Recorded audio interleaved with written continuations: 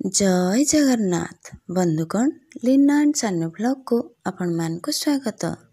बंधुगण यही पवित्र दोल पूर्णिमा जहाँकि चलित वर्ष 2025 मसीहार मार्च 13 तारिख रे पड़िबा को जाउछि।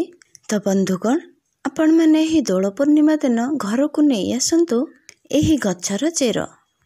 तो बंधुगण एमिति रे जेबे भी चाहिए आनी पारिबे, किंतु जदि कौनसी शुभ किंबा पवित्र दिन रे एही गछर चेरटी को आणंती एहार प्रभाव आपण को 100 गुणा अधिक मिली थाए एवं यह तार प्रभाव खूब शीघ्र आपण मान को देखाई थाए।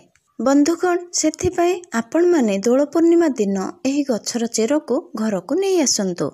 बंधुगण आज रही भिडियो रे मु जो चेर विषय आपण मान को कहबा को जाउछि, ये जो गछटी होइथाए आम मानक बहुत साधारण बोली मने होइथाए, कारण यही गछटी बहुत सहजरे किछि जगार मिली जाई थाए।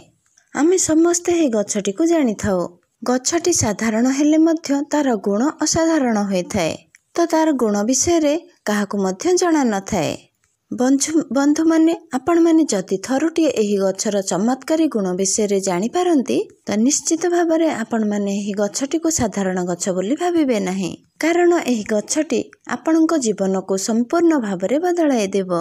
बंधुगण आमर जीवन रे एही गछलता मानकर बहुत गुरुत्वपूर्ण महत्व रही थाए, कारण एपर किछि वृक्षलता रही थांती जो गछ मानकु आमे देवी देवता भली मध्य पूजा करि थाओ। एही गछ गुड़ी को पूजा करिबा द्वारा आमको आमर मनस्कामना मिली थाए। एमिति किछि मध्य वृक्ष अछि जहाँकि बहुत औषधीय गुण रे मध्य भरी रही थाए एवं सेही गछ गुड़िक मध्य आमर केते किछि समय रे जीवन रक्षा करिया पई मध्य समर्थ होई थांती।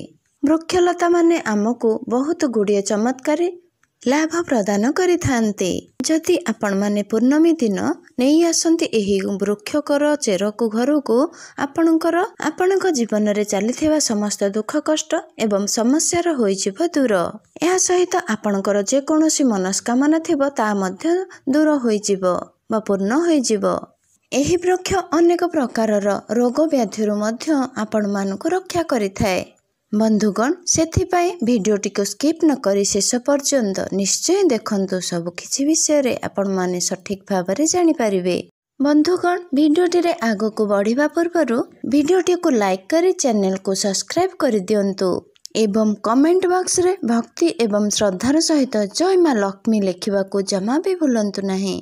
तो बंधुगण आपण माने एही गछटी विषय रे भलो भाबरे परिचित थिबे। एही गछटी को आपण माने साधारण गछ भाबी एहाकु मध्य अणदेखा करिथांती। एमिति के आपणक घर पाखरे जदि एही वृक्षटी उठी थाए ताहा हेले ताकु अनामना गछ भाबी ओपाड़िकी मध्य फिंगी देइथांती। तेबे बंधुगण आपण माने जानि रखिबा उचित एहा कोनोसी अनामना गछ नुहे। यह एपरि एक चमत्कारी गछ जेउथिरे भगवान शिव शंकर, भगवान शनिदेव एवं माँ लक्ष्मींकर मध्य वास होइथाए। एमिति कि एही गछर मूल रे माँ गंगांकर मध्य वास होइथाए। तेबे बंधुगण आपण माने जदि एही वृक्ष विषय रे बा तार तांत्रिक एवं औषधिक गुण विषय रे जानि नेबे तेबे आपण मानक पई मध्य एही गछटी एक मूल्यवान वृक्ष रे परिगणित होइछिबो। एही गछटी को आपण माने मध्य नित्य दिनचर्या रे व्यवहार करिबा को मध्य लागिबे। जदि आपण माने निज निज जीवन रे दुख, दारिद्र्यता एवं कष्ट और अनेक गुड़िए समस्या को नहीं चिंतित रही छांती तेबे आपण माने एही गछर व्यवहार करी समस्त समस्या रु मुक्ति पाई परिबे। तेबे सरल भाषा रे कहिबा को गले जदि आपणक जीवन रे धनजनित समस्या देखा जाउछि, धनजनित समस्या को नहीं कि आपण चिंतित अछंती, तेबे जदि आपण एही सठिक भाबरे वृक्षटी को साधना करि नेबे एही गछ सहित जड़ित उपाय गुडी को आपण सठिक भाबरे करि नेबे तेबे निश्चय भाबरे आपणको माँ लक्ष्मींकर कृपा लाभ हेबो। तेबे एमिति कि जदि आपण शत्रुंक द्वारा पीड़ित हेउछंती, शत्रुजनित समस्यार सम्मुखीन हेउछंती, तेबे सठिक भाबरे एही वृक्षर साधना करि नेले भगवान शनिदेवंक କୃପାରୁ ଆପଣଙ୍କୁ ଶତ୍ରୁ ପୀଡ଼ାରୁ ମଧ୍ୟ ମୁକ୍ତି ମିଳିବ। ସଠିକ ଭାବରେ ଏହି ଗଛଟିର ସାଧନା କଲେ ପ୍ରଭୁ ଭୋଳା ଶଙ୍କରଙ୍କର ମଧ୍ୟ ଆଶୀର୍ବାଦ ପ୍ରାପ୍ତ ହେବ। ଯଦି ଆପଣ ଭୋଳା ଶଙ୍କରଙ୍କୁ ପ୍ରସନ୍ନ କରାଇ ନିଅନ୍ତି ତେବେ କାଳ ବି ଆପଣଙ୍କର କିଛି ଅସୁବିଧା କରିପାରିବ ନାହିଁ। କାରଣ ପ୍ରଭୁ ଭୋଳା ଶଙ୍କର ହେଉଛନ୍ତି କାଳଙ୍କ କାଳ, ମହାକାଳ।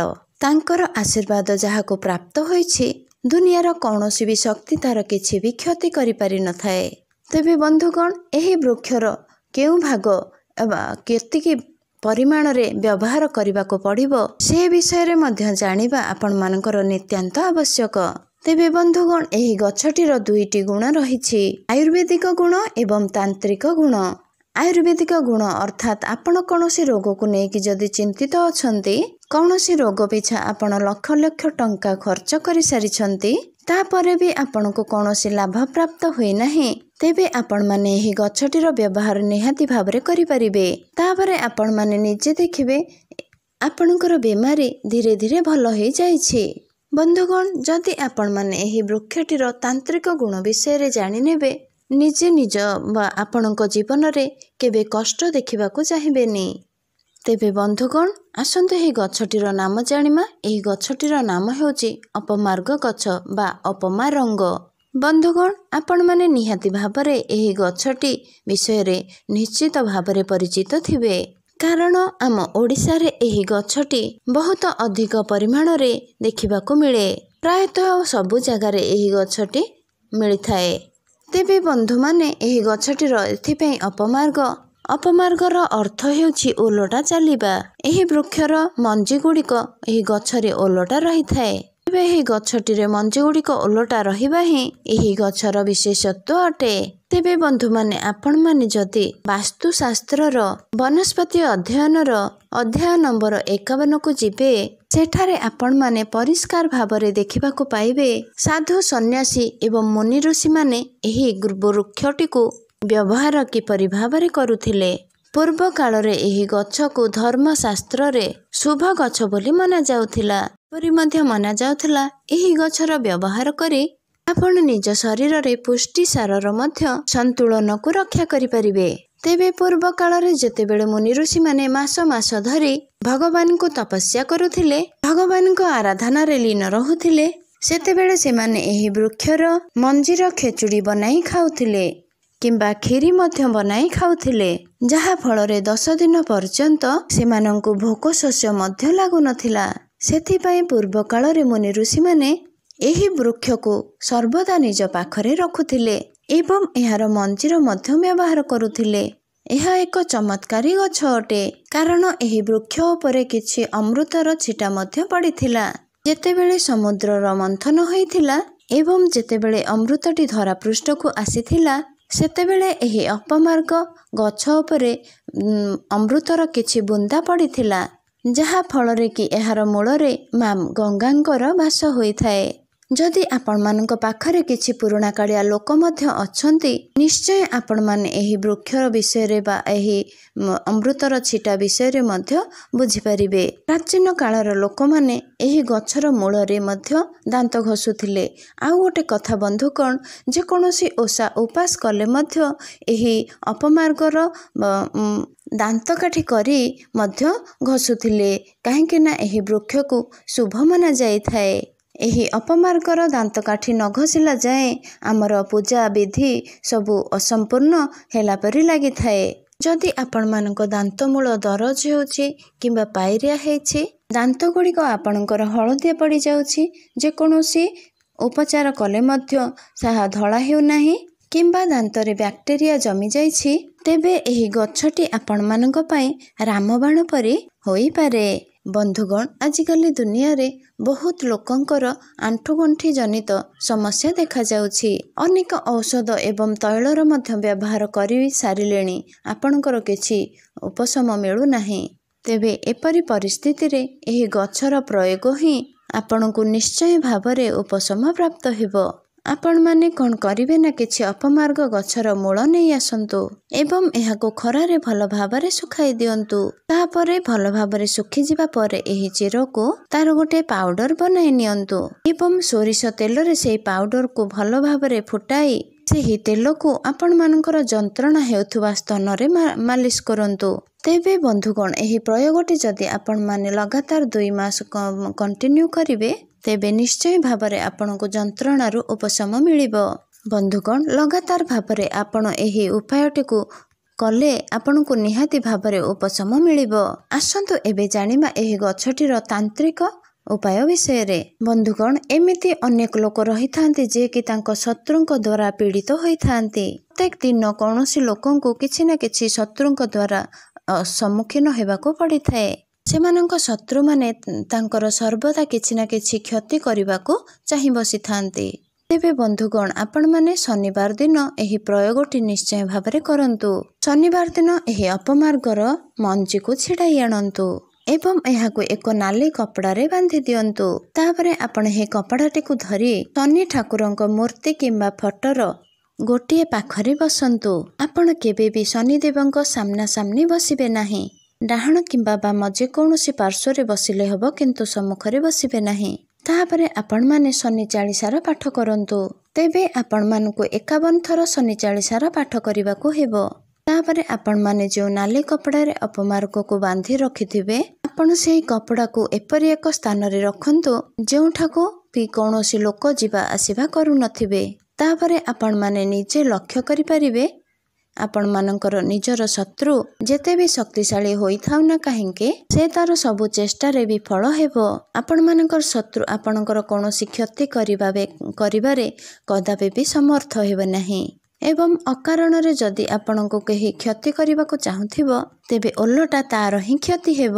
ଦ୍ୱିତୀୟରେ, ଯଦି ଆପଣ ଚାହୁଁଛନ୍ତି ବେପାର ଏବଂ ବ୍ୟବସାୟରେ ଉନ୍ନତି ହେଉ, କିଛି ଆପଣଙ୍କର ଲାଭ ପ୍ରାପ୍ତ ହେଉ, ତେବେ ଶୁକ୍ରବାର ଦିନ ଆପଣଙ୍କୁ ଏହି ଉପାୟଟି କରିବାର ଅଛି। ଶୁକ୍ରବାର ଦିନ ଏହାର ମଞ୍ଜିକୁ ଆପଣମାନେ ଛିଣ୍ଡାଇ ଆଣନ୍ତୁ ଏବଂ ଲାଲ କପଡ଼ାରେ ବାନ୍ଧି ତା ଉପରେ କିଛି ସିନ୍ଦୁର ରଖିଦିଅନ୍ତୁ। ତାପରେ ଆକୁ ଆପଣ ନେଇ ନିଜର ବ୍ୟାପାର ବାଣିଜ୍ୟ ସ୍ଥଳରେ ରଖିଦିଅନ୍ତୁ।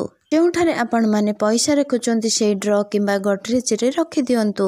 ଦେଖିବେ ଧୀରେ ଧୀରେ ଆପଣଙ୍କର ବ୍ୟାପାର ବାଣିଜ୍ୟରେ ଲାଭ ମଧ୍ୟ ହେବାକୁ ଲାଗିବ ଏବଂ ଧନର ବୃଦ୍ଧି ହେବାକୁ ଲାଗିବ। ତୃତୀୟରେ, ଯଦି ଆପଣଙ୍କୁ ଲାଗୁଛି ଆପଣଙ୍କ ପଛରେ କୌଣସି ଭୂତ ପ୍ରେତର ପ୍ରଭାବ ରହିଛି, ଆପଣଙ୍କୁ ଭୂତ ପ୍ରେତ ଜନିତ ସମସ୍ୟାର ସମ୍ମୁଖୀନ ହେବାକୁ ପଡୁଛି କିମ୍ବା ଆପଣଙ୍କ ଉପରେ ତନ୍ତ୍ରମନ୍ତ୍ରର ପ୍ରୟୋଗ କରାଯାଇଛି, କୌଣସି କଳା ଯାଦୁର ଶିକାର ହୋଇଛନ୍ତି, ତେବେ ଆପଣମାନେ ନିଶ୍ଚୟ ଭାବରେ ଏହି ଉପାୟଟିର ପାଳନ କରନ୍ତୁ। ଏହି ଉପାୟଟି କରିବା ଦ୍ୱାରା ଆପଣଙ୍କ ଉପରେ କୌଣସି ନକାରାତ୍ମକ ଶକ୍ତିର ପ୍ରଭାବ ପଡ଼ିବ ନାହିଁ। ତେବେ ସୋମବାର ଦିନ ଆପଣ ଗୋଟିଏ ଅପମାର୍ଗ ଗଛକୁ ଉପାଡ଼ି ଆଣନ୍ତୁ ଏବଂ ଏହାର ମୂଳଟିକୁ ଭଲ ଭାବରେ ଧୋଇ ନେଇ ପ୍ରଭୁ ଶିବଶଙ୍କରଙ୍କ ଫଟୋ କିମ୍ବା ମୂର୍ତ୍ତି ଆଗରେ ଥୋଇ 1001 ଥର ଓମ୍ ନମଃ ଶିବାୟ ମନ୍ତ୍ରର ଜପ କରନ୍ତୁ। ତାପରେ ଗୋଟିଏ ଚାନ୍ଦିର ତାବିଜରେ ଏହାର କିଛି ଚେରକୁ ପୁରାଇ ଆପଣମାନେ ନିଜର ଗଳାରେ ଏହି ତାବିଜକୁ ଧାରଣ କରନ୍ତୁ। ଆପଣମାନେ ନିଜେ ଅନୁଭବ କରିବେ ଆପଣଙ୍କୁ ଯେତେ ନକାରାତ୍ମକ ଶକ୍ତି, ଯେତେ ବି ବଡ଼ର କଳା ଯାଦୁର ପ୍ରୟୋଗ ହୋଇଥାଉ ନା କାହିଁକି, ଆପଣଙ୍କ ଉପରେ ଏହାର ପ୍ରଭାବ କିଛି ବି ପଡ଼ିବ ନାହିଁ। ଚତୁର୍ଥ ଉପାୟଟି, ଯଦି ଆପଣ ସମାଜରେ ନିଜର ମାନ ସମ୍ମାନ, ପଦ ପଦବୀ ଏବଂ ପ୍ରତିଷ୍ଠା ବୃଦ୍ଧି କରିବା ପାଇଁ ଚାହୁଁଛନ୍ତି, ଆପଣଙ୍କ ପାଇଁ ଏହି ଉପାୟଟି ନିଶ୍ଚୟ ଭାବରେ ଫଳପ୍ରଦ ହେବ। ତେବେ ଆପଣମାନେ ନିଶ୍ଚିତ ଭାବରେ ଜାଣନ୍ତି ମଙ୍ଗଳବାରଟି ପ୍ରଭୁ ହନୁମାନଙ୍କୁ ସମର୍ପିତ ଅଟେ। ତେବେ ମଙ୍ଗଳବାର ଦିନ ଆପଣ ଏହି ଗଛଟିକୁ ଉପାଡ଼ି ଆଣନ୍ତୁ। ଏହି ବୃକ୍ଷର ଚେରକୁ ଭଲ ଭାବରେ ଧୋଇ ଶୁଖାଇ ଦିଅନ୍ତୁ। ତାପରେ ଆପଣମାନେ ଏହି ଗଛର ଚେରର ପାଉଡର ବନାଇ ତାକୁ ରଖିଦିଅନ୍ତୁ। ଓ ଆପଣମାନେ ଯେଉଁ ବି ତିଳକ ଆପଣମାନେ ମଥାରେ ଲଗାଉଛନ୍ତି, ସେହି ତିଳକରେ ଆପଣ ଏହି ପାଉଡରର ଗୋଟେ ଚୁଟକି ମିଶାଇ ଦିଅନ୍ତୁ ଏବଂ ସବୁଦିନ ତାକୁ ତିଳକ କରିକି ଲଗାନ୍ତୁ। ଦେଖିବେ ଆପଣମାନେ ଯେକୌଣସି କାର୍ଯ୍ୟରେ ଅସଫଳ ହେଉଥିବେ କିମ୍ବା କୌଣସି ଇଣ୍ଟରଭ୍ୟୁ ଦେବାକୁ ଯାଉଛନ୍ତି, ନିଜର ବିଜନେସକୁ ନେଇ କୌଣସି ମିଟିଂ କରିବାକୁ ଯାଉଛନ୍ତି, ସେଥିରେ ଆପଣଙ୍କୁ ନିହାତି ଭାବରେ ସଫଳତା ପ୍ରାପ୍ତ ହେବ। ଏହା ବ୍ୟତୀତ ଏହାକୁ ତିଳକ କରି ମଥାରେ ଲଗାଇବା ଦ୍ୱାରା ଆପଣଙ୍କ କୁଣ୍ଡଳୀରେ ମଙ୍ଗଳଙ୍କ ସ୍ଥିତି ମଧ୍ୟ ମଜବୁତ ହୋଇଥାଏ। ତେବେ ବନ୍ଧୁମାନେ, ଏହି ଉପାୟ ଗୁଡ଼ିକ ଅତି ସହଜ ଅଟେ। ଆପଣମାନେ ଯଦି ଆପଣଙ୍କର କିଛି ମୂଲ୍ୟବାନ ସମୟ ବାହାର କରି ବିଶ୍ୱାସର ସହିତ ଏହି ଉପାୟ ଗୁଡ଼ିକର ପ୍ରୟୋଗ କରିବେ କିମ୍ବା ପାଳନ କରିବେ, ସମସ୍ତେ ଦେଖିବେ ନିଶ୍ଚୟ ଭାବରେ ଆପଣଙ୍କୁ ଲାଭ ପ୍ରାପ୍ତ ହେବ। ତେବେ ବନ୍ଧୁଗଣ ମୋର ଯଦି ଏହି ଭିଡ଼ିଓଟି ଆପଣମାନଙ୍କୁ ଭଲ ଲାଗିଥାଏ ତେବେ ଭିଡ଼ିଓଟିକୁ ଲାଇକ୍ କରି ଚ୍ୟାନେଲଟାକୁ ସବସ୍କ୍ରାଇବ୍ କରିଦେବେ ଏବଂ କମେଣ୍ଟ ବକ୍ସରେ ଜୟ ମା ଲକ୍ଷ୍ମୀ ଲେଖିବାକୁ ଜମା ବି ଭୁଲିବେନି। ରହୁଛି ବନ୍ଧୁଗଣ, ଜୟ ଜଗନ୍ନାଥ।